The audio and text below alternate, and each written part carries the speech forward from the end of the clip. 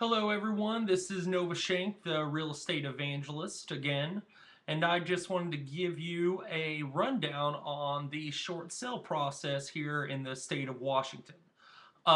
Each state has its own foreclosure laws and distressed real estate laws protecting the seller, which is known as the distressed property owner, and supporting the lenders and all kinds of other bankruptcy laws. And it's extremely complicated once you get into the mess of it all. But I'm going to keep it simple now just by talking about the short sale aspects that you, as the seller, needs to be aware of when deciding to go through this process or not.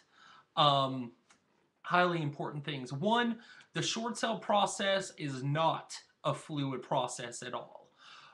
You need to be grossly aware that they take a lot of time. Personally, my real estate business, I've had short sales take up to 16 months to complete. And no fault of anybody, it's just that was how many hoops were created for us to jump through. I always like to tell my clients that when we're going through the short sale process, I wear my hopping shoes because we got to jump through a lot of hoops. And by us jumping through those hoops, it gets the job done and we get the job complete. Um, Personally, most of my short sales that do go bad are from the buyer side leaving before the process is able to be completed. And it has nothing really to do with my sellers or any kind of situations with the bank. The buyers usually just get impatient with the process.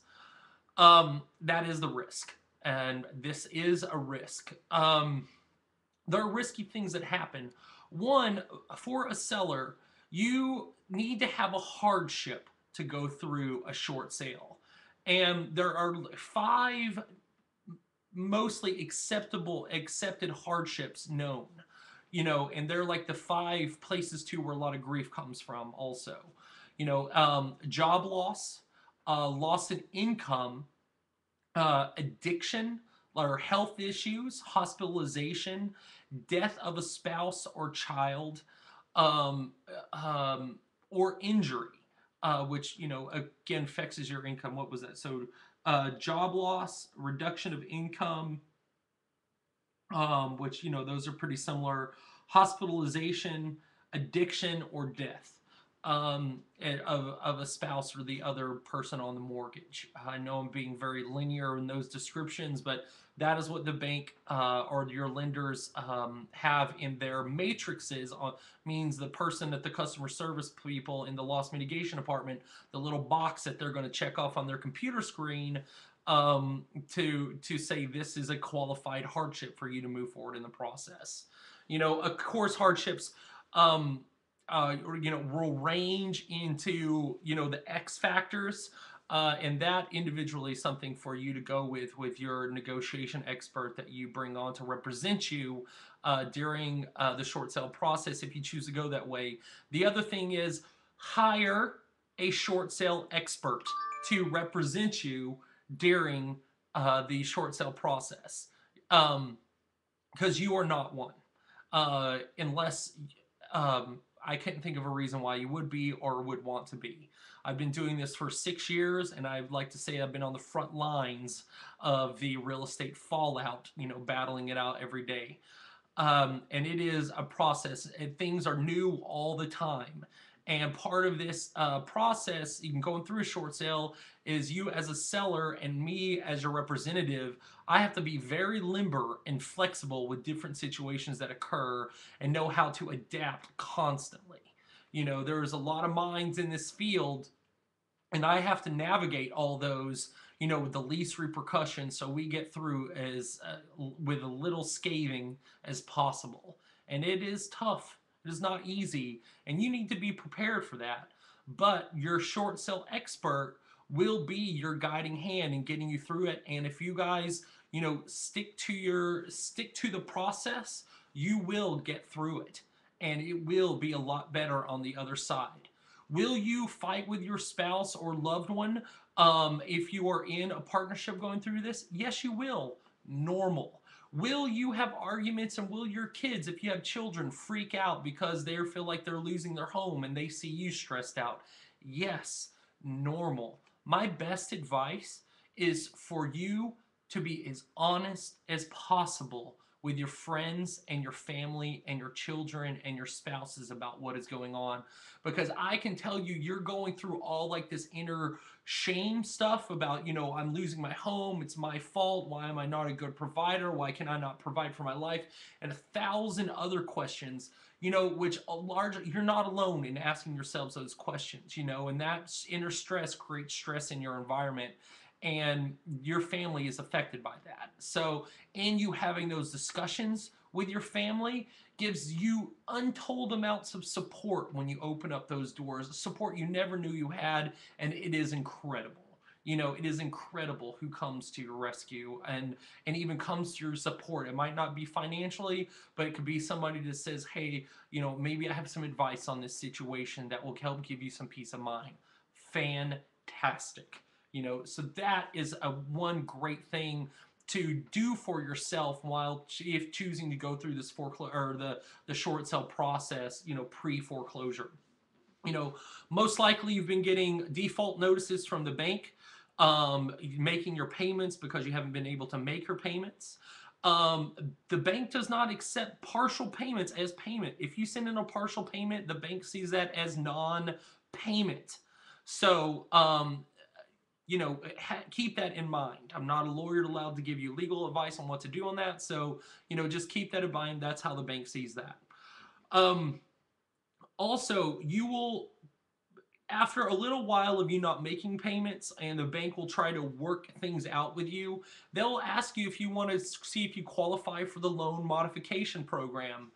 In my 6 years, 7 years of doing this, I have not had one client or met one real estate agent that has had a client, or distressed property representative that has a client that has qualified for this mysterious loan modification program.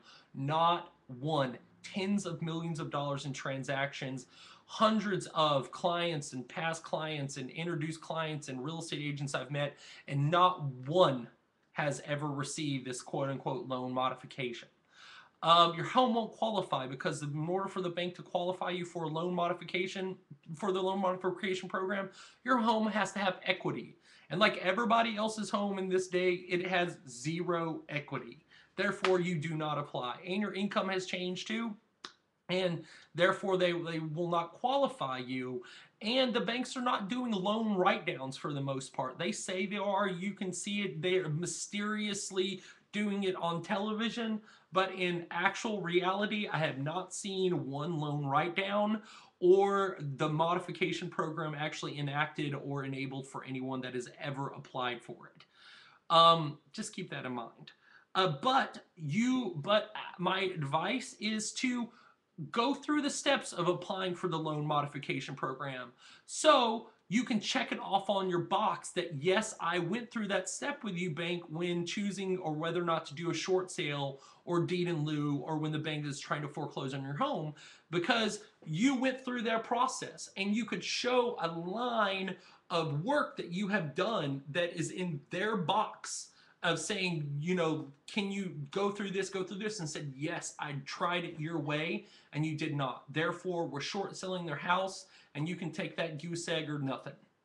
And that's work, because you have to play this strong, and your representative needs to be your strength. They got to have big biceps or back muscles, backbone, thick bones, whatever. It just takes a lot of bravery and courage to confront the bank a lot of times, because their job, as when you call, is to collect a debt. And they will do lots of tactics that are in gray areas in order to collect that debt. I wouldn't recommend sending in any kind of partial payments or balloon payments if it's not going to have your loan completely wiped out, or you get out of the default situation, to only put yourself back into it.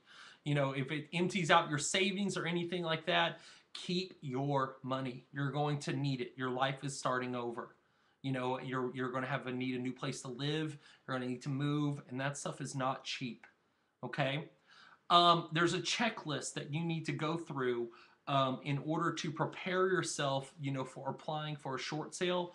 Um, and that checklist is it looks like this. They need 2 months of your most recent mortgage statements, 2 months of your checking account statements for all parties that are on the mortgage, 2 months of your savings account statements, 2 months of other statements like your 401k, your retirement plans, any stocks that you have. They need to have 2 months of those statements. They need to have two paycheck stubs and 2 years of your tax returns, the hardship letter that we just um, discussed. And also, every bank has what's called a financial worksheet, and it's just kind of a short a bullet point sheet of like all your expenses and your savings and whatever's in your 401k and how much your electric bill costs and all that stuff, to show that financially right now you're having a really hard time. It's like, do I buy milk, or put money aside, that much, that $3-4 aside to help make my mortgage payment. So, buy milk. Um, Also, they're going to want a letter of what's called the letter of authorization. And this authorizes your representative, the person you're going to hire to be your short sale negotiator on your behalf. The bank will have their own negotiator, but you will hire someone else to represent you. And you'll give them what's called a letter of authorization. And the bank needs that in order to discuss any of your personal and financial issues with your authorized representative. Also, by you giving someone else that letter of authorization, I don't recommend to my clients they speak to their bank again. They don't answer their letters. They don't do anything. You give all that stuff to your representative. And if you pick up the phone because the bank is calling you morning, noon, and night, you say, I'm sorry, you need to stop calling me. You have my letter of authorization with my foreclosure negotiator, and you need to call them. This is what that is for. You will not discuss any deals. Do not discuss anything, because honestly, you are not knowledgeable in these processes, and it could be doing more damage than good. So that is a strong representation. Like, they are trying to collect the debt. That's what they're saying on the phone, and you say, well, great, call my authorized representative, and you guys can work this out about how you're going to collect my debt from this turnip has no more blood, though. So we get to sell this house, or you get nothing. I don't ever recommend my clients signing a deficiency judgment either, and that means a carrying forward debt after your sale. Those are just bad. Refer to my video on the Bank of America's cooperative short sale program, so you can see some other programs that the banks are offering no deficiency judgments. A secondary loan is a whole different kit and caboodle, because your first loan in the state of Washington is only backed by your property. So since it's only backed by your property, the bank can only come after that property. They cannot come after your private assets at all. Okay, so them threatening you that they're going to come after your 401k or your retirement, they can't do that here in the state of Washington if you only have your first primary mortgage. They can have the goose egg. You can say, I have the keys to this house right here. I haven't painted it. There's going to be water damage, whatever, because I haven't been able to afford to put on a new roof because you guys jacked up my interest rates for this adjustable loan, and I could afford it at the $2,200 a month, but now this $4,600 a month business is crazy, and I couldn't afford the new roof. Have a great day. Here's the keys.